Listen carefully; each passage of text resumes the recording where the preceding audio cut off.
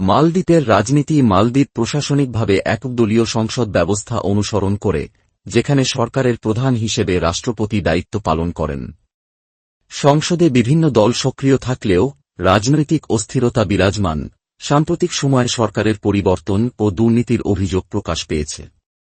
বর্তমান রাষ্ট্রপতি একজন যথেষ্ট সুসংগঠিত উদ্যোক্তা, আর নাগরিক সেবা ও স্থলভিত্তিক অবকাঠামো উন্নয়ন তার সফলতার দিক হিসেবে চিহ্নিত, তবে দুর্নীতিগ্রস্ততার মাত্রা নির্দিষ্টভাবে প্রকট নয় বলেই অভিমত। সামনের সময়ে সরকারের প্রধান চ্যালেঞ্জ হল পর্যটন প্রবৃদ্ধি বজায় রাখা, জলবায়ু পরিবর্তনের মোকাবিলা ও অর্থনৈতিক বৈচিত্র্য বৃদ্ধি করা। পররাষ্ট্রনীতিতে মালদ্বীপে ভারত, চীন ও সৌদি আরবের সাথে সম্পর্ক সমৃদ্ধ করার লক্ষ্যে আন্তঃমধ্যস্থতা চালু রয়েছে। এই নীতিটি দেশের জন্য মঙ্গলজনক করা হয়, কারণ এর ফলে ভিসা সহজলভ্যতা, বাণিজ্য সম্প্রসারণ ও রক্ষা ক্ষমতা শক্তিশালী হচ্ছে।